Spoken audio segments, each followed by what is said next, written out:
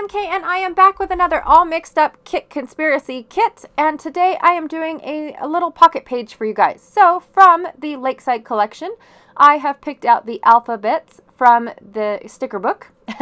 I'm running out of things to combine, you guys. I'm just saying it's kind of a struggle. I also have this one little scrap here from the Farmhouse Garden collection. And then from No Limits, I have this wood grain piece, as well as the sticker sheet.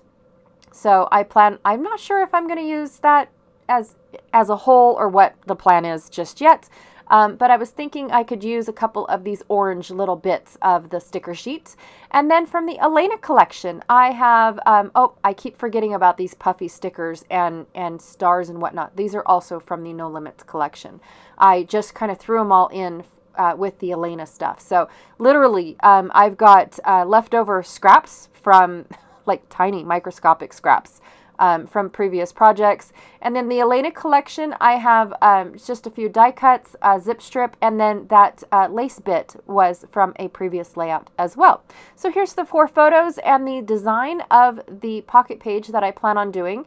It's a 6x12 large pocket and then 3 4x6 pockets over on the right. So I am also going to use this piece of paper that I pulled out for another project, but now I can't remember which one it was. And so I'm going to trim it down and use it as my photo mats just for these 2 photos here. So they stick off of whatever element I plan on putting over in the 6x12. And it looks like I'm going to decide to use the entire,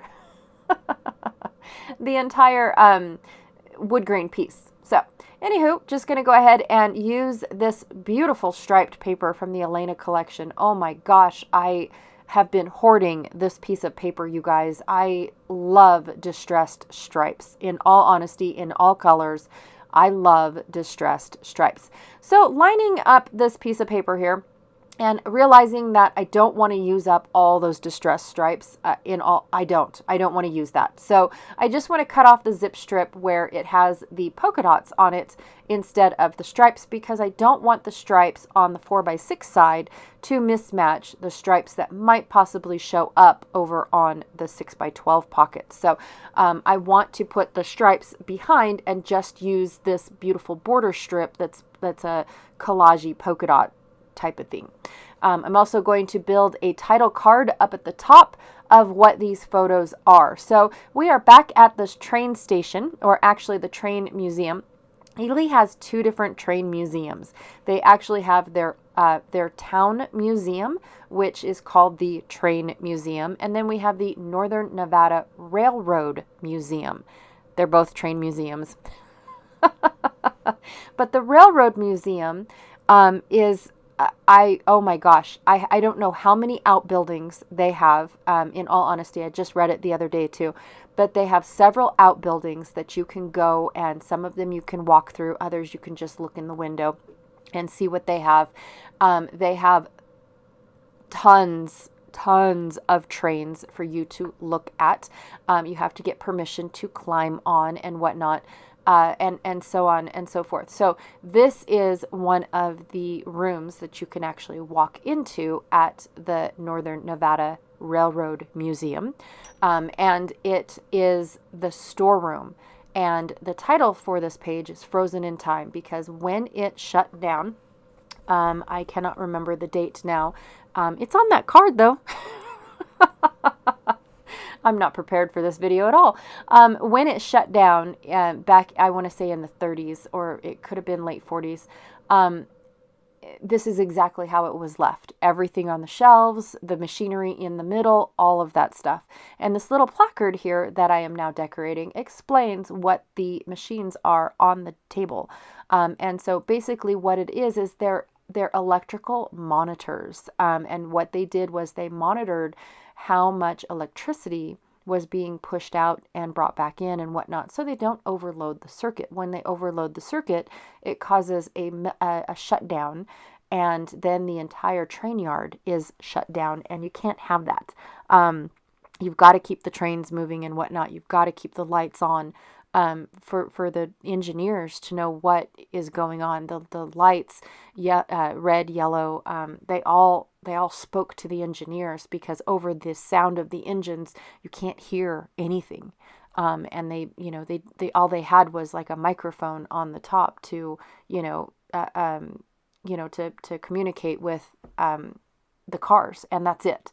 But the cars definitely don't know what's going on, because the engineer can barely see out the front window, right? Which I'm kidding, because there's no front window in a train.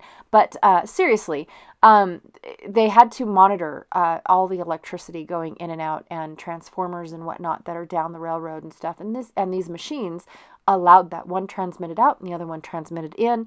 And then, of course, the center button is, for to alert them, or send a signal that says, hey, this is starting to overload, we need to look at it now, type of deal. And so anyways, this table that is in the center of the storeroom was built just for this room.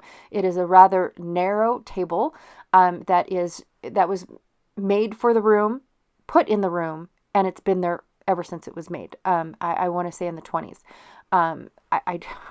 I'm throwing that out there, you guys. I honestly don't know when it was made, but it definitely was built just for that storeroom, and it's lived its whole life in that storeroom, and it's still there today.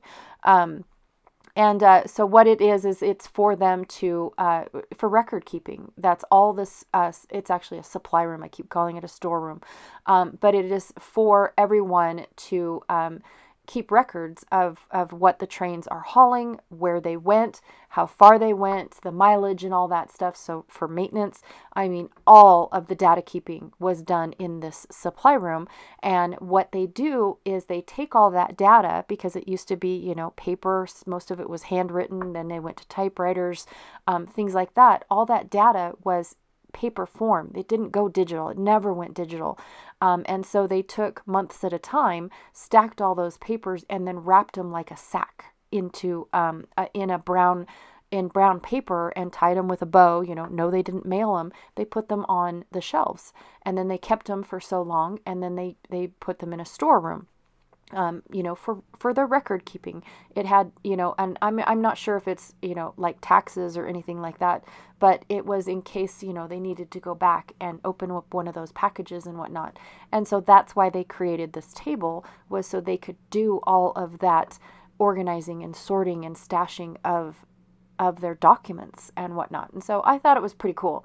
The fact that they just shut down one day and left it, and then those that opened up the museum never touched it either. The little Dutch door that is there for for you to stand at and look is locked, so you can't actually go in and touch anything, which is fair enough. I wouldn't want anybody touching it either. But yeah, it is just cool, because you can take a look inside there and see all this really cool stuff and what was needed to to operate the behind the scenes portion of the fun stuff, right? That's basically what we're looking at. And this museum had several rooms like that, several rooms of the actual business building of the train yard. And you could walk in, and the doors are still labeled exactly who was in that office and what this office was for and all this stuff. I mean, it is amazing. And then you walk into one building, or one room, which is larger. It looked like it had 3 different jobs inside one room. And they built this kind of like half octagon to where you could walk around and read the history of that exact train yard. And you just start on one side and walk your way through around the octagon to see exactly what it says. So anyways, I talked through the entire portion of this layout. What I did was I, glued paper to paper and made it look pretty, and ta-da, I'm done. That's the gist of it, right? So these are the cards that I created to help tell my story. I really do love how this turned out. The color scheme, does it have anything to do with it? Nope. But I do like the wood grain and how it really brings out those photos of the left and right side of the supply room. I just want to say thank you for listening, to all of my stories. You guys, it fills my heart with joy to know that you guys enjoy listening to Nevada's history. It really, really does. I love learning about it. I can't wait for my kids to grow up, so that way I can go and learn others' histories, you know, like go into Idaho and hear their history, and go into Utah and hear their history, and go east over there and learn that history. I mean, I want to do that. Currently, I can't because my kids are there, but my husband definitely has plans to take a traveling maintenance job with his company when the kids retire, and that's what I want to do. I want to go and learn other towns' histories, definitely, or other states' histories, I should say, not just individual towns. That would take forever, and I don't think I have that long of a lifespan. Maybe. I'm not sure. Anyways, thank you so much for hanging out with me today. I really, truly appreciate it. I'm not sure, in all honesty, if Janet is still playing along with the Mix It Up Kit Conspiracy Kit, because we are running out of supplies, you guys. I'm not sure how many more layouts I will be able to create, even though I think I only have 4 days left to create layouts. But yeah, I don't even know the math anymore. But anyways, again, thank you, and I will check y'all later. Bye.